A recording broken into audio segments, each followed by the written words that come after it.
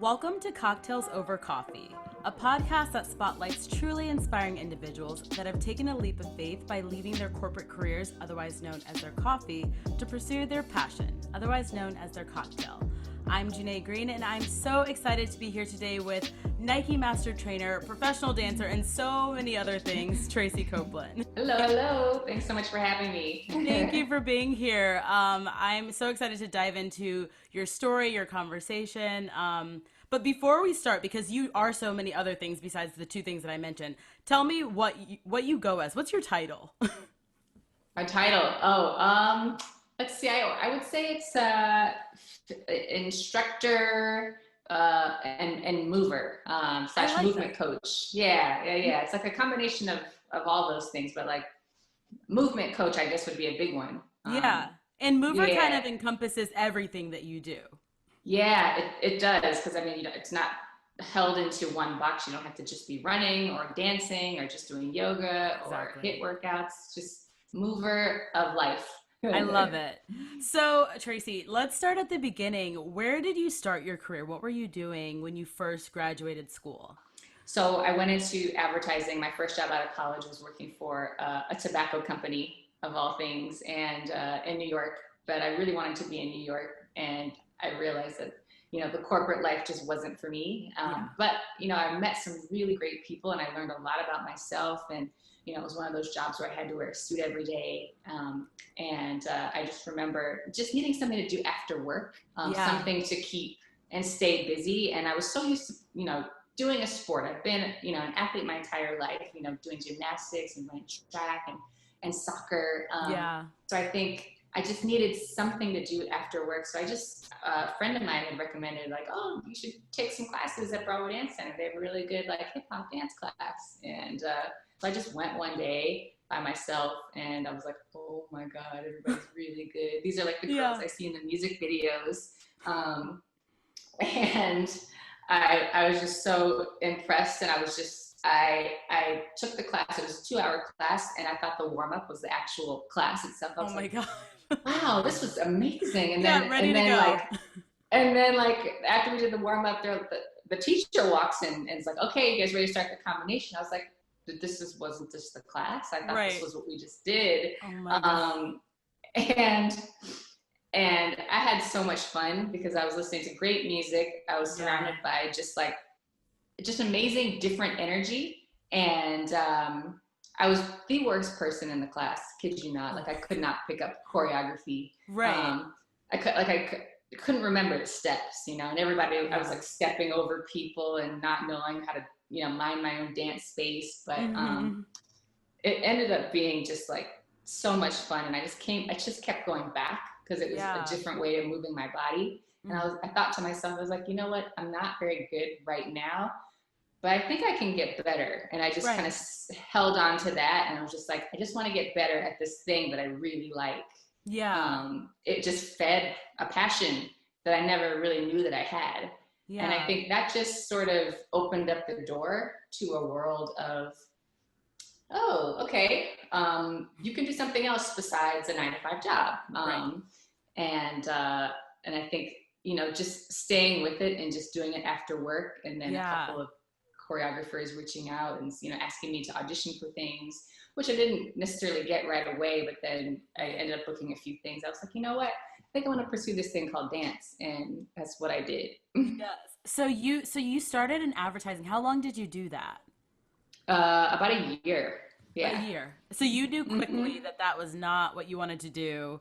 Yeah, it wasn't even working in advertising. It was more like on the brand side, and I was Okay. working in like corporate responsibility. So it had nothing to do with actually like the creative side of like Right. making an ad. It was more just like this Business. the business corporate side, and it wasn't even like the cool corporate side. It was a very strange place, and it was after 9/11 too. So I think Yeah. we were all, at least me and my friends, were just like, what are we going to do? It's a recession, or it's Right. a possible recession. We just want to make sure that we can work after we just were in school and broke for 4 years. So Right. let's get a job. And did you have any interest in advertising from the beginning, or was it just something to do because you needed a job? I did have interest. I was Okay. I had some members of my family, like my brother's in advertising, and Okay. his uncle is involved. So I think I like learned about the business through them, and Yeah. I'd been a part of even there was a minority program through the 4A's, and I applied and I did like a minority advertising internship program at Leo Burnett in Chicago, and I Wow. just learned Yeah. about the business, and I connected with people, and again learned a lot about myself. But I thought that was the way that I was going to go, like Right. working in for different advertising agencies. And then it just so happened that the job that I got out of college, I was just like, okay, I applied. This is what I applied, and these are the guys that actually want to hire me. So I should probably go with this job, Right. Right. So I think that I just kind of put, think my not dreams, but like the idea of working in advertising on the back burner, because that's not Right. really something that I was doing right away. Yeah.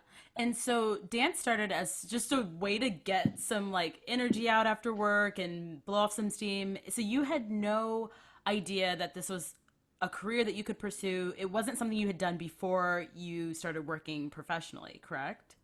No, I used dance as a part of gymnastics, and like I Okay. knew a little bit about dance. Like I took a little bit of ballet, like when I was Yeah. like 6 or 7 years old, and Mhm. we learned like dancing is what we did in between our floor tumbling passes. So there Yes. wasn't like a ton of like amazing dancing. It was just like, okay, do a turn and then get to your tumbling Right. pass, There and was that a was little how choreography. there was a little choreography, but not like full on losing you like learning like a full on dance routine like we Right. did at Broadway Dance Right. Center. And so you started dancing, and then at what point when you were taking these classes did you realize that this is something that you actually wanted to pursue professionally?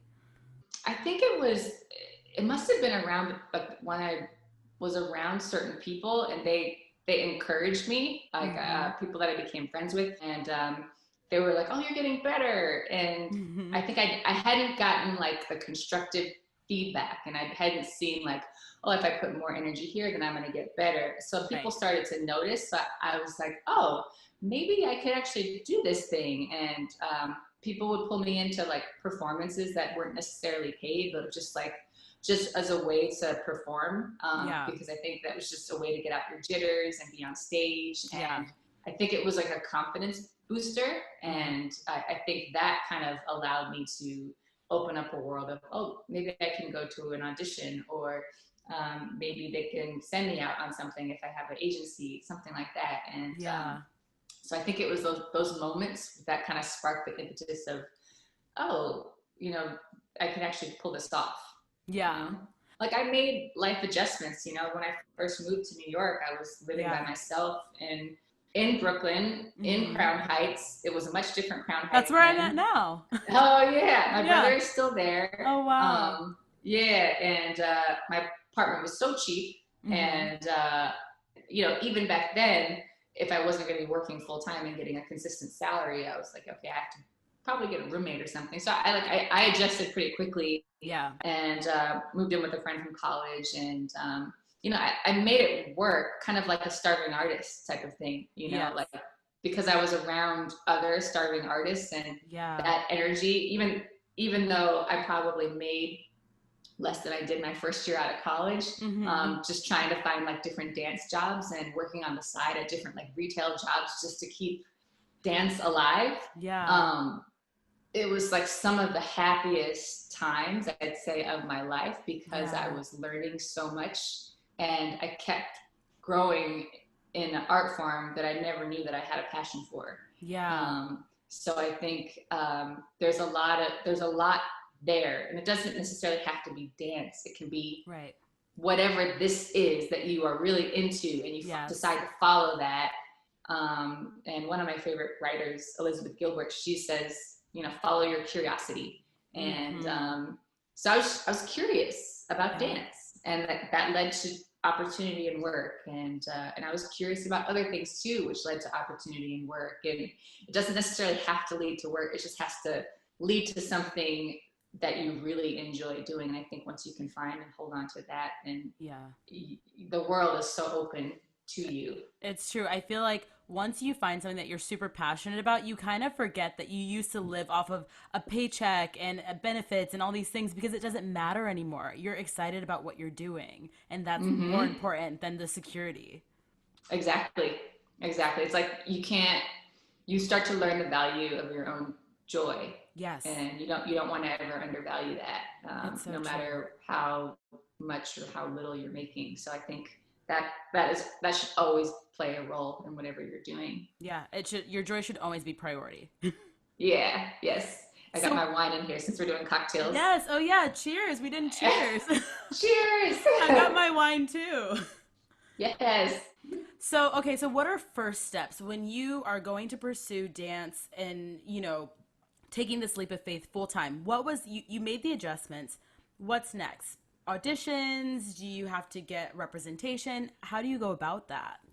Um, yeah, but I mean, back then it was, to help to have an agent. It helped to have, a choreographer friend who was doing, you know, choreographing music videos when music Mhm. videos were a big thing. Oh my Um, gosh, it feels like a lifetime ago. I know. So I mean, that was like the time of like Say What Karaoke and all these, fun MTV shows that, Yeah. we would see people dancing on.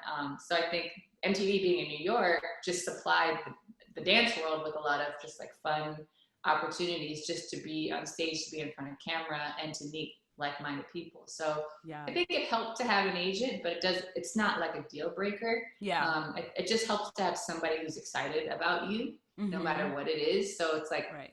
someone's like, oh, I have this, girl or guy, and they'd be perfect for what you're doing or what you're working on. And if they're not excited to put you out there, then they're Yeah. not going to be able to work for you. Yeah. So, That's a so I think agent is like yes and no. I mean, right now, I would say you probably don't need one because right. social media can get you booked on something pretty quickly. It's so Um, true. Yeah. yeah, It's being but resourceful too, though. Like looking, using social media and using Google as a tool and things like that. You have to be pretty resourceful.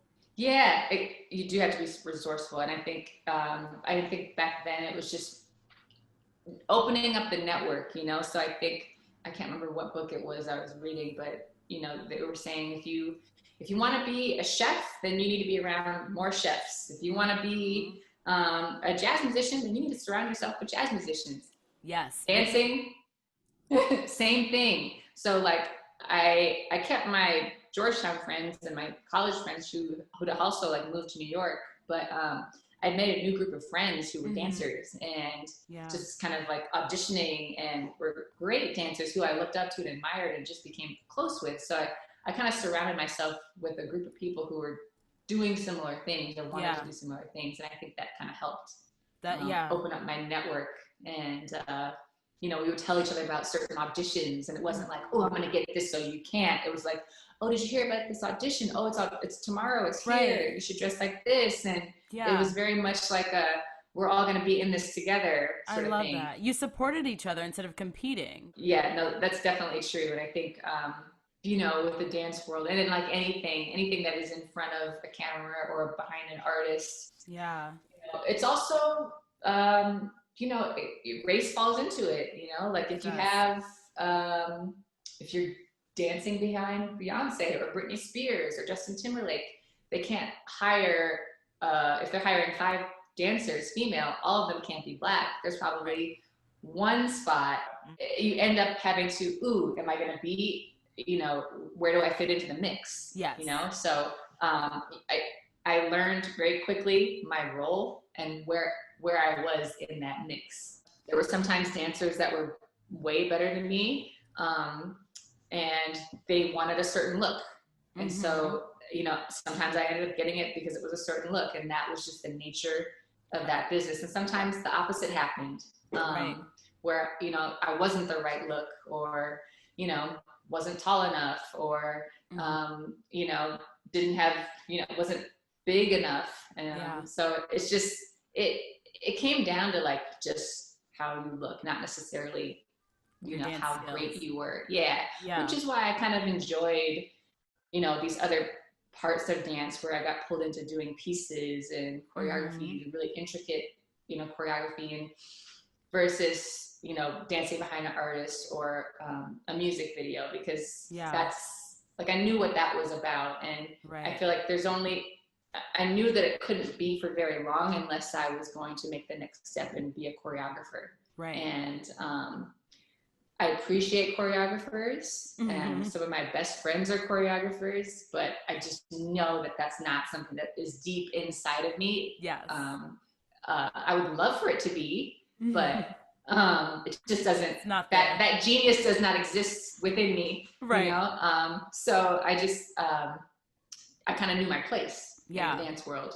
I'm sure rejection was something that you dealt with, and you know, I feel like in that industry where you're in front of the camera and you're performing, it's a big part of it, and you kind of have to grow this thick skin to deal with it. But how did you deal with rejection? What did it do to you? Did you ever feel like you maybe made a mistake, you weren't supposed to be pursuing this, or did you kind of learn early on this is just part of the game?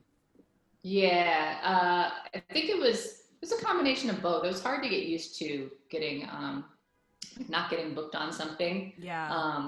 And you know, you book maybe 1 out of the 8 auditions that you go on, maybe 2.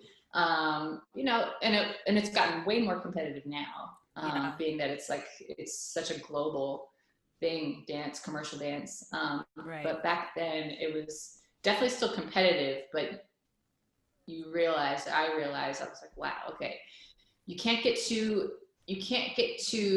not comfortable, but you can't get too reliant on like a job, you know, or like you can't think about it too much. Like once you go in, you got to let it go the moment that you leave. Otherwise, it's like, oh, did I do this wrong? Did I do that wrong? You can't control how people are going to see you. Yeah. So I think that just kind of gave me like insight early on into like understanding like, I can let go of that. And I think even now, I mean, like with certain projects, I'm like, I can let go of that because that was never my job. Yeah, you know? Exactly. That was never my job. I didn't have it yet. Yeah, exactly. And I think the moment that you start to put pressure on yourself, like I have to book this. This is great money. I can pay my rent for the next 2 months. Yes. Then it becomes what dance isn't supposed to be, you know? So I think, you know, I think I've had those moments too, where it's like, oh, if I book this could be great. I could be set for the next couple of months, you know, but, and then you don't. And then it's like, okay, now what? So you just have to really look at it in perspective and look at it in like long term. Yeah. So what was the first big gig that you booked? It was little things like MTV here and there, like little MTV commercials, hip hop commercials or music videos. And then someone came to class and started like looking for dancers, like a choreographer. And they needed someone to leave in like the next couple of weeks. And they were like, ooh, what about her? It was like between me and another friend of mine, actually. It made it really tough. I can because imagine. I think, and she was like my best friend, my best friend still now. But they ended up between the two of us, and she ended up dancing with different artists like Rihanna and like working her way as a dancer, and then going on to choreograph like big productions. So it was for Jay-Z. And I know, and I ended up going to rehearsal like the next day, and like rehearsing for maybe like 3 or 4 days. And it was like one of the toughest things I think I've ever done, because I'd never really performed that much yet. But it was like I'd done hard choreography before, so I wasn't a stranger to that. I was a stranger to performing on a big stage. So that was a bit every intimidating. Day. It was really intimidating, and every day I was like, I'm gonna get fired. I'm gonna get let go. This isn't gonna be, and it's gonna be so embarrassing. But for some reason, they kept me on the job. That's the reason you deserved to be there. I mean, I fought. I definitely struggled just learning and remembering choreography. We were dancing to like 6 or 7 different songs, and Beyoncé was on a few of them, and she would show up. So that was like, gosh, I had to like not fangirl, like, oh my Right. God, it's Beyonce. Keep your cool, Oh my keep your God, cool. keep your cool. I'm gonna stand next to her. This is Yeah. so cool.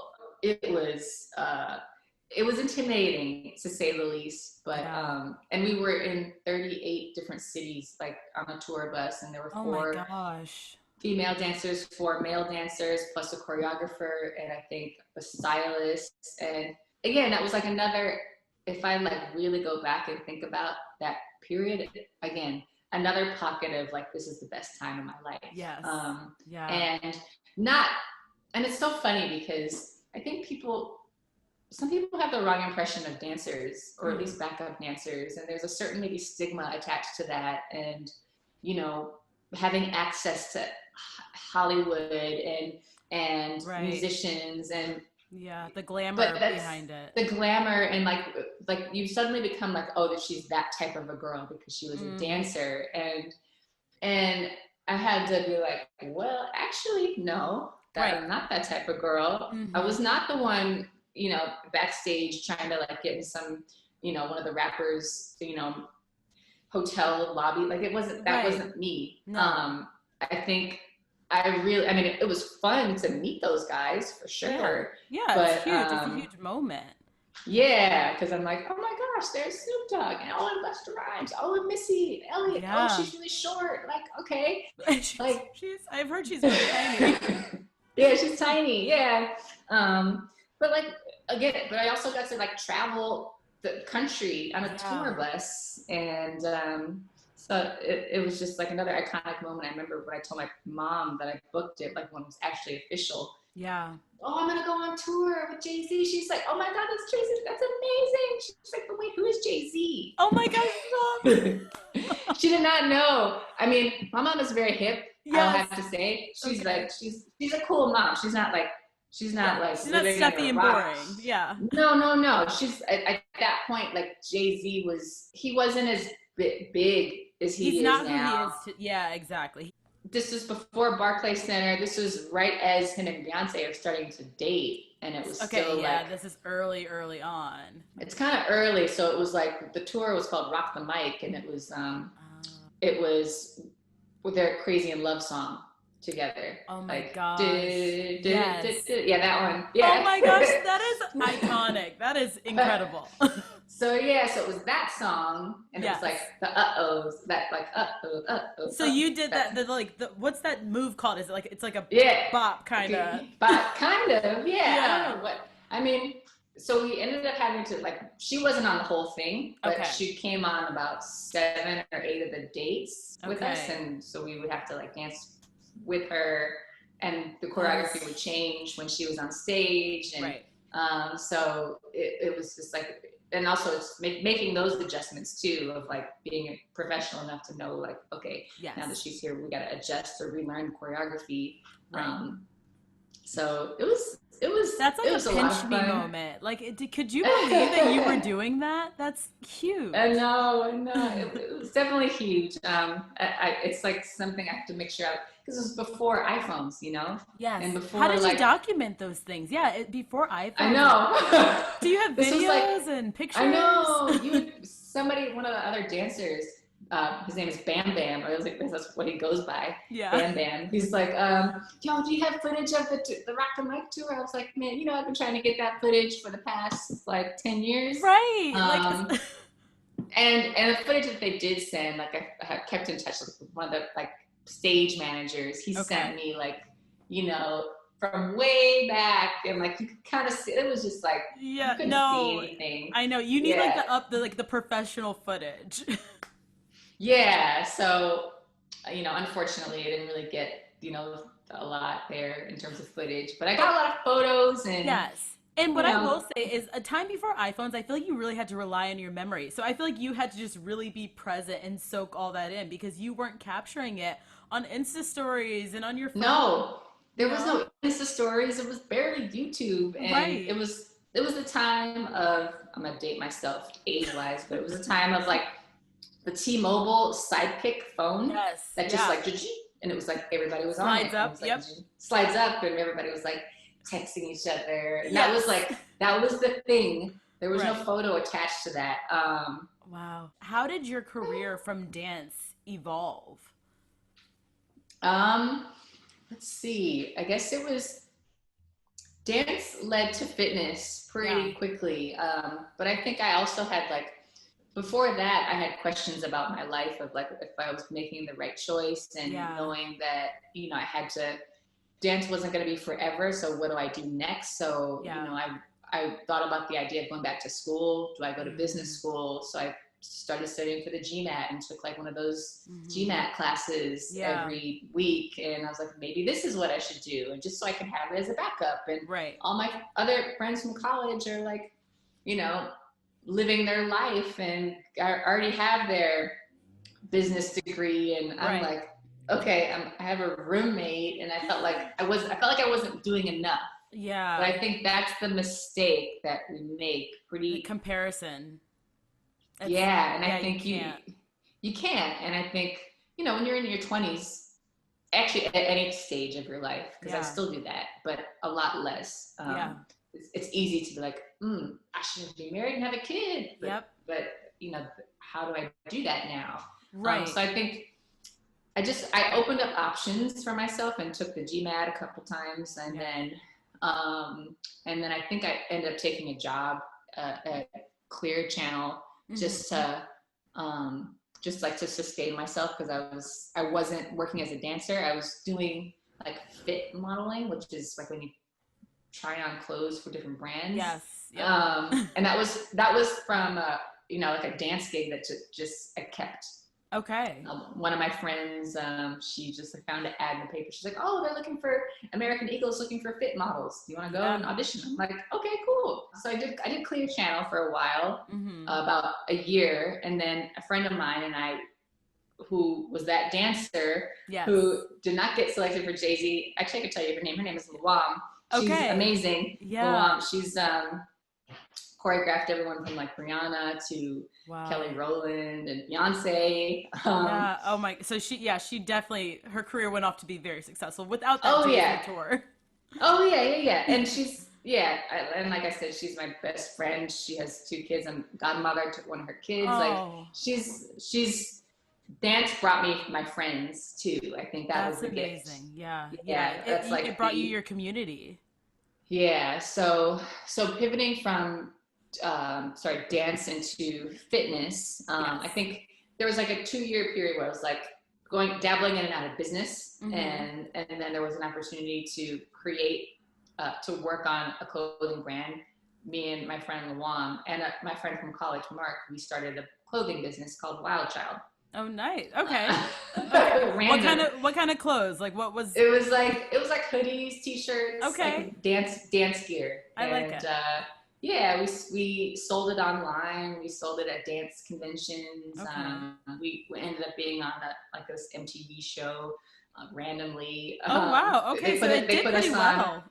We got a lot of good PR. They put us in Black Enterprise magazine because we were technically a Black-owned business. Yeah, we got some really good publicity. Yes, it ended up being a little bit more costly than profitable, I guess you could say. Yeah. At least during like the 4th and 5th year of doing it, because we had so much overhead and we were getting it made in China. Right. We had an office in the Bronx, so we did that for 3 or 4 years, and then and I was doing that full time, and then at some point during my Soulchild period, I got tapped for someone at Women's Health was like, "Oh, we have an audition. We're looking for a dancer, somebody who dances for this story that we're telling in our Women's Health magazine." And so I went and auditioned, and they're like, "Oh, you're a great dancer and this and that." And I'm like, "Okay, thanks." Just because they didn't use me for that story. They ended up using me for something else. So they booked me for, something following 2 weeks or something like that. And that opened up a world of women's health and shape and runner's world. The media world. Yeah, editorial. Yeah. Editorial fitness. And I met people in yoga there. I met models who were yoga teachers. And so I ended up going to different yoga studios, taking classes, and then I ended up really enjoying yoga, and that got me. And they're like, "Oh, you should get certified." And I decided to get certified in yoga, and then started teaching yoga at Strala in Soho, and then I got started getting certified in like HIIT training, and then was teaching dance here and there. And then there was a Nike audition at some point in there, and I just showed up. And I was like, one of those moments where I was like, they're probably not going to pick me. You know, I thought about like, should I go? Yeah. Because I had an audition for that, and I had an audition for like Real Simple magazine, which is, they're like a magazine I'd worked with before. So I'm like, I have a much bigger chance of booking Real Simple than I do Nike. And but I went in for both, and I was like, I'll try both. Yeah, why not? So exactly. So I think it's important for me to just always go. Yes. Always put myself out there, because you never know. Like you book 0% of the jobs that you don't go on. So you have nothing to lose except maybe a couple hours of your day. Exactly. So, and I ended up booking Nike, which I didn't know what that was. Right. So what did you think you were going to audition for with Nike? I was like, they're like, yeah, they're looking for trainers. I was like, but what is the job? They're like, oh yeah, it's going to be ongoing, and you might be teaching some classes. Super and I was vague. like, but what type of, I mean, it was like very, very vague. Okay. And my but it's Nike, so who cares? I know, exactly. I'm like, well, I'm going to show up. And like I went, and I was so intimidated because people had like battle ropes, and they brought equipment, and I'm like, I showed up, and I just sat there for like the interview and just talked, you know, a little bit about who I was and what I like to do. Yeah. And then I found out like a week later, you know, the agent was like, oh, good job. I'm like, what does that even mean? Right. So, exactly. So I later learned that it was like to teach Nike Training Club in New York, mostly at like the Nike stores. Yeah. And then to teach other people how to teach Nike Training Club. But then it led to like, you know, me being on a photo shoot, like helping athletes, you know, in front of the camera, you know, because I've been an athlete. So it's like, oh, we're photographing this gymnast, Gabby Douglas. Could you be on set with her? Just to, you know, make sure that, you know, she's comfortable and is properly warmed up, and that we have her form right. I'm like, I'm checking Gabby Douglas's form. That's crazy. Like, what? Like, why does she need me? So I had to like, the job evolved.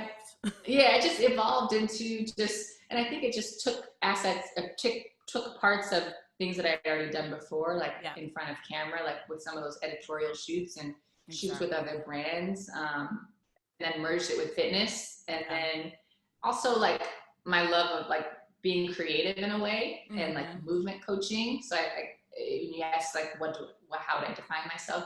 Movement coaching and movement direction, I think, is one of those things that I really enjoy doing, and it's just like allowed me to just work with different talent, including athletes that I really admire.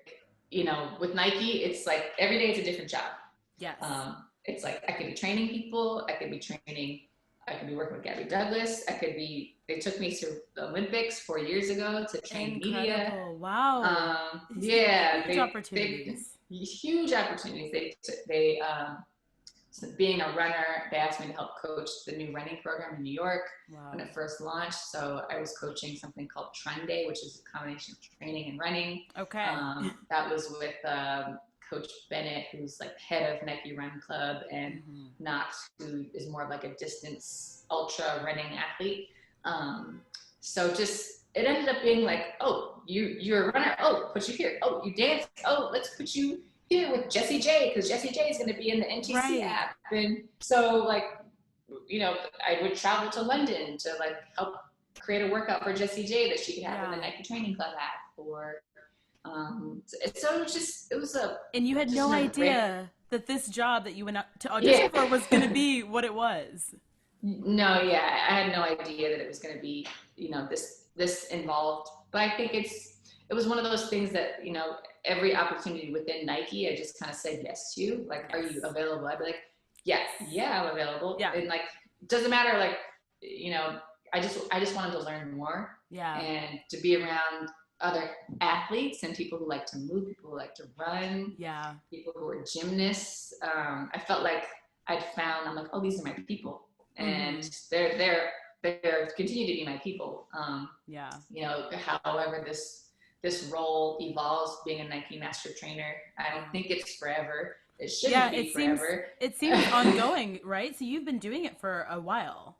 I've been doing it for a while. Yeah, I've Yeah. been very lucky and grateful, but I think it's also, I do, you know, a lot of behind the scenes work too. I'm not necessarily like coaching Nike training club in front of people. I'm not Right. 25 anymore, but I've been doing Nike training club for about I think this is my 7th year now. So, Okay, wow. you know, just finding a way to stay relevant within the Nike matrix and just continue to use my voice to help people move, meet their goals, follow their curiosity, all those things that we talked about. With quarantine, how did the fitness world kind of change? I know now you have your at-home studio, so I know there's a lot more virtual things happening. But did it take a hit on fitness? Did it kind of ramp it up because people were working out at home more? People were kind of not motivated. Some people were super motivated. It was kind of all over the place. It's all over the place. I think in the beginning it was like fitness overload. We're gonna work out all the time, and everybody's posting their workouts on the lunch breaks in the morning because you're at home. You're like, I can literally walk to my living room God and work out. I was sick of seeing people work out. I was too, and I don't like to say that. Yeah, but it was a lot. It was like, I think it's just whenever you have too much of one thing. Yeah. And I think part of fitness, it could be very like self-promoting and just like, you get abs like this and legs day. And when it becomes like about parts of your body, then it loses the health and wellness factor. It just becomes more about, this is how you can look. It's a bit more showy. Yeah, and I think there are benefits to working out. There's no doubt, you know? Of course. There's no doubt in that, but I think it just became, there are parts of fitness that can go there, and I think I try to stay kind of away from that as much as possible, and just keep it more about like, how are you feeling today? What's gonna make you feel good? And what I'm doing, and you can do it too. And let's run a 5K. I run a marathon. You can run one too. Like, let's go. Like, there's a whole mental health component too that, like, especially in the beginning, those first few months were really tough on everybody. I think the nerve factor, like in the beginning of the pandemic, I think people were just like, what do we do? I guess we're just gonna work out, you know? And even me from a work perspective, I'm like, I guess we're not shooting anymore, you know, because we can't, like, how do we shoot? You need a crew. Yeah, like, how do we shoot? How do we capture anything? Things were canceled. My last job that I did was I do stuff with like Well and Good, and I like write some workouts with them. They've been a really good just like partner. And that's an awesome awesome. Yeah, it's a great network, and they've even lately, I'd say over the last couple of months, especially since the passing of George Floyd, they've been just really good at just amplifying Black voices. Yes, I've noticed that. That's one of the platforms I do follow, and I get their emails, and they've really done a good job with that. Yeah, they have, and I've been working with them for like 1.5 years now. So the last job I did was like right at the tip of the pandemic, where I was like, are we actually gonna go travel? Like, it was teaching a retreat in Tucson, Arizona. Yeah, so, and I was like on the phone with them, I'm like, you know, like, China shut down parts of Europe, like, are we showing, like, is this event still happening? They're like, oh yeah, yeah, it's happening. It's happening, and like, we haven't heard anything otherwise. And the people who signed up for the event, they're like slightly older women, and they live mostly on the West Coast, and it ended up being like such a great, like, fantastic trip, and such an amazing group of women, and it was the perfect, like, last trip before things got really crazy, because it was very much like check in, check out. People were just like going through divorces. People worried about like the election. Yeah, and so much like, to worry about. Like a group of like doctors who hadn't seen each other in like 3 years. They came together as like a reunion, and then a team of lawyers. They were there so it was just like, it felt like a sisterhood. Yeah. And I'll always remember just that trip. Because it opened up like a world of like, we're going to yoga, we're going to dance. And I'm still in touch with some of those women about like, let's dance. When are we going to take a dance? When are you going to teach another virtual dance session? So I think in terms of dancing, people are probably a little bit more open to learning something new because they're not afraid to go to a studio and look, and aspects of Nike are opening up. I've been working on a few things here and there, mostly virtually. So it's like amazing what you can do over Zoom and like look at people through a screen. And well, people have gotten very creative now. Yeah. So it's like opened up like it's opened up the world of like what we can do in a very like, when you can't be in someone's space. Right. So I like to wrap up every show with what I call a shot, which is something small and strong that you want to pass on. It could be a piece of advice, something that you've learned. What do you want to share with anyone? It doesn't have to be people that want to pursue dance or fitness. It can just be something that you think everyone should be hearing. I think you have to, I talked about it earlier, just continue to follow your curiosity, whatever that thing is that you're curious about, and just live with passion. And not to say that you have to be creative, because that's not necessarily for everybody, but I think not everybody loves what they do, but now's a really good time to find out what you really love doing. So I would just encourage people to start there, and never underestimate the value of your own joy. I think you have to live your life, at least during the next however many months, especially during this time of like uncertainty. Just leave the door a little bit cracked open, because you're not really sure like what sort of possibility might be coming your way. If you leave it just a little bit open, then